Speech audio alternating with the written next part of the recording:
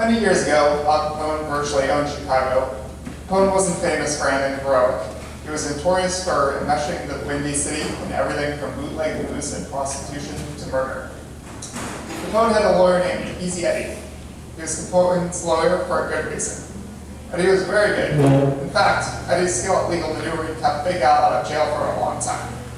To show his appreciation, Capone paid him very well. Not only was the money paid, but Eddie got special dividends as well. For instance, he and his family occupied a custom mansion with live-in help for all the conveniences of the day. The estate was so large that it filled the entire Chicago city blocks. Eddie lived the high life of the Chicago mob and gave little consideration to the atrocity that went on around him. Eddie did have one soft spot, however. He had a son that he loved dearly. Eddie saw to it that his young son had clothes, cars, and a good education. Nothing was withheld. Price was no object. And despite his involvement with organized crime, Eddie even tried to teach him right from wrong.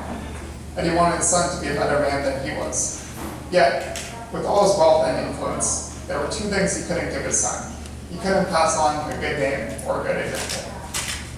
One day, Easy Eddie reached a difficult decision. Easy Eddie wanted to rectify wrongs he had done.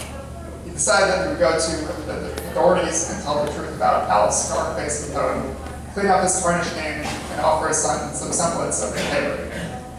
To do this, he would have to testify against the mob, and he knew the cost would be great. So he testified. Within the year, Easy Eddie's life ended in a blaze of gunfire on a lonely Chicago street. But in his eyes, he had given his son the greatest gift he had to offer, the greatest price he could ever pay police. Removed from his pockets a rosary, a crucifix, a religious medallion, and a poem clip from a magazine. The poem read, "The clock of life is wound but once, and no man has the power to tell just when the hands will stop, at late or early hour. Now is the only time you own it. Live, love, toil with a will. Place no faith in time, for the clock may soon be still." Story number 2. World War II produced many heroes. One such man was Lieutenant Commander Butch O'Hare. He was a fighter pilot assigned to the aircraft carrier Lexington in the South Pacific. One day, his entire squadron was sent on a mission.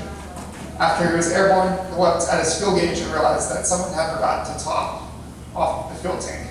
He would not have enough fuel to complete his mission and get back to his ship. His flight leader told him to return to the carrier. Reluctantly, he dropped out of formation and headed back to the fleet. As he was returning to the mothership, however, he saw something that turned his blood cold. A squadron of Japanese aircraft was speeding its way towards the American fleet. The American fighters were gone on a sortie, and the fleet was all but defenseless. He couldn't reach his squadron and bring them back in time to save the fleet. Nor could he warn the fleet of the approaching danger. There was only one thing to do. He must somehow divert them from the fleet. Laying aside all thoughts of personal safety, he dove into the formation of the Japanese planes. Wing-mounted 50 calibers blazed as he charged in, attacking one surprise enemy plane and then another. Butch wove in and out of the now broken formation and fired as many planes as possible until all his ammunition was finally spent. Undaunted, he continued the assault. He dove at the planes, trying to clip a wing or tail in hopes of damaging as many enemy planes as possible, rendering them unfit to fly. Finally, the exasperated Japanese squadron took off in another direction. Deeply relieved, Butch O'Hare and his tattered fighter went back to the carrier. Upon arrival, he reported in and relayed the events surrounding his return. The film from the gun camera mounted on his plane told the tale. It showed the extent of Butch's daring attempt to protect his fleet. He had, in fact, destroyed 5 enemy aircraft. This took place on February 20, 1942, and for that action, Butch became the Navy's first ace of World War II, and first naval aviator to win the Congressional Medal of Honor. A year later, Butch was killed in aerial combat at the age of 29. His hometown would not allow memory of this World War II hero to fade. Today, O'Hare Airport in Chicago is named in tribute to the courage of this great man. So the next time you find yourself at O'Hare International, give some thought to visiting Butch's memorial displaying his statue and his Medal of Honor. It's located between Terminals 1 and 2. So, what do these two stories have to do with each other? Butch O'Hare was Easy Eddie's son. Just an example of one of the great lessons that John liked to share with his family.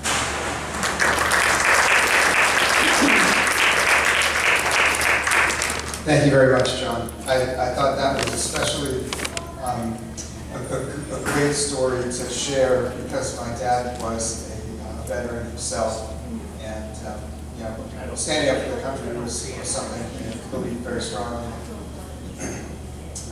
So there's no better way to honor my dad's memory than to enjoy ourselves today and cherish the memories we're making. My dad knew so well that we are truly blessed to be part of such a wonderful and loving family and to have such wonderful, close friends with such rich heritage and tradition. And for me, that I have a super awesome mother who has nurtured and protected and boosted me up from the day I was born, and that I have the best friends in the world who are here today to support me. And I do have two other friends who were going to be coming, but one of them, their child has COVID, the other was in contact with someone who has COVID, so they couldn't make it, but they're with us in spirit. And my mother has been going through a lot, and I need to recognize her for her devotion to and the care she provided for my dad, especially in the last couple of years of his life. My mom learned how to use an oxygen machine. She drove my dad to and from dialysis many, many times. She prepared love-filled late-night snacks for him so that he would remain as nourished as possible. My mom did everything she could, everything she knew how to help my father, and when what she knew was no longer enough, she learned new things to help care for him. Mom, you deserve recognition for a job well done.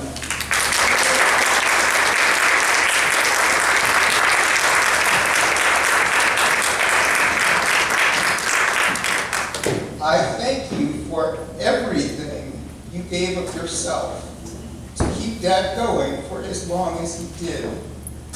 You, Mom, are an incredible woman.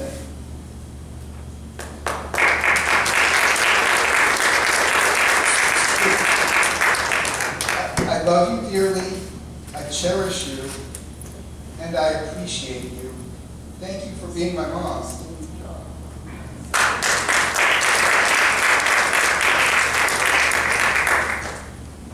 And now I'd like to invite my Aunt Charlotte to come up and say some words about my dad.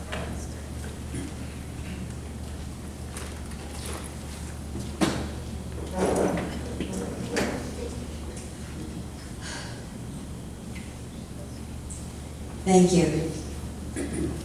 I didn't know I was going to get emotional before. I thought at the end I would, but I'll do my best. Welcome to all of you. Thank you for being here. As I've told some of you, my name is Charlotte. It was Charlotte Dyer, now Charlotte Dyer Tredegas, and I'm John's little sister. I enjoyed having him as my big brother. When I was thinking about what I would say here, I had about 79 years of being a little sister. I grew up in a very loving family. I had a mother, a father, a sister, and a brother. What could be better than that? And I have a lot of incredible cousins. I have one story near the beginning of my life, and I have one story near the end of John's life that I want to share with you.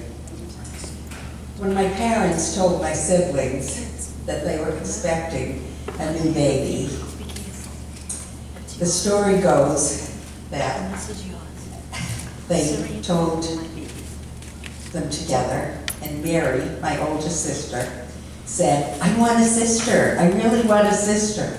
And of course, John said, "I want a brother, I really want a brother." Anyway, after I was born, we were in the car on the way home, our now family of 5. Mary was holding me, and she was lording it over John. She said, "I got a sister, I got a sister," and she was smiling, and John said to her, "I love her too, she's my sister." and I want to hold her. This is the part I'm not sure if it's true or not. Mary lovingly gave John the new sister, and peace reigned in the family. I'm not sure if it's true, but that was the beginning for me.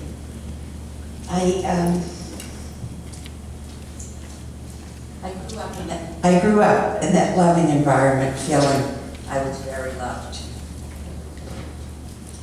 What child could grow up with anything better than feeling loved?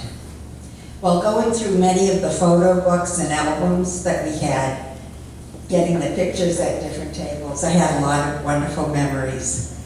They showed pictures of times celebrated together, activities we did together, and a lot of you were also in the photographs. Pat has an album on one of the tables, I think the round table near the stairway, and there was an album from John's 50th birthday party. It was a surprise party for John, and he was very pleased that we had invited a friend of his from Texas. They had met in the Air Force, and Elmer and his wife attended the party.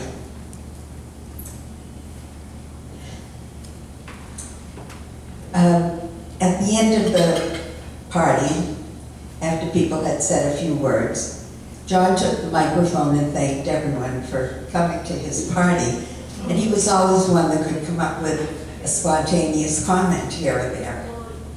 And as he was looking around the room, he saw his friend Elmer, and he said, "Elmer and I met when I was in the Air Force. We flew together in the Canal Zone and the islands." And I listened and I thought, I can't believe what you just said, I never knew that. And then he waited a moment, and then John came out with a zinger. He said, not the Suez Canal, not the Panama Canal, we were over the Cape Cod Canal, and our islands were Martha's Vineyard and Nantucket. And everybody laughed, just like they did here. That was John. And they were on the flight path when he was stationed at Otis Air Force Base on Cape Cod. He fell in love with Cape Cod during his 2 years that he was assigned there, and it was in the mid-1950s. Most of you remember, that was the Cold War era. His job in the Air Force as a navigator was to fly between Newfoundland and the Caribbean. They were looking for enemy subs, keeping America safe in a radar plane. The nickname for the plane was the Pregnant Goose. It had so much radar equipment that the lower part of the fuselage hung down. I think we had a picture of it on the film that my nephew Charles made. I'll share one last part. This is the part that I hope I can get through okay. One of my very last memories with John was poignant for me. No one knows when the end of life will come, but we all thought John was near the end last August. It turns out it was only a day or two before he passed that he and I had a private moment.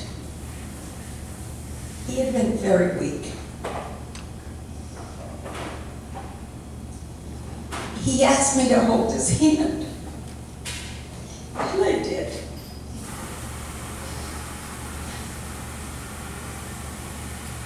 He took my hand very gently, and he brought his head and his lips, and he kissed my hand. And he said, "I love you. Don't worry.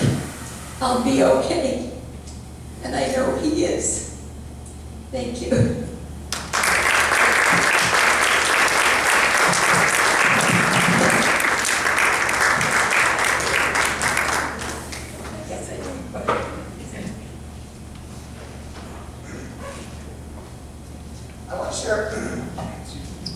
I want to share a bit more about my dad's incredible positivity and his desire to help others feel good about themselves. To my dad, there were no bad outcomes, only new learning opportunities. And his glass was never half full or half empty. To my dad, the glass was a vessel for carrying nourishing, hydrating fluid. And being half full meant there was another half yet to be filled, an opportunity to discover new technologies and new methodologies for filling the vessel that nourished life. My dad loved learning, loved history, loved sharing the lessons history teaches us. Beyond this, it was the very fabric of his soul to help all those around him to feel encouraged. Encouraged, loved, and respected. He loved people and loved helping everyone to feel good, especially when they needed picking up.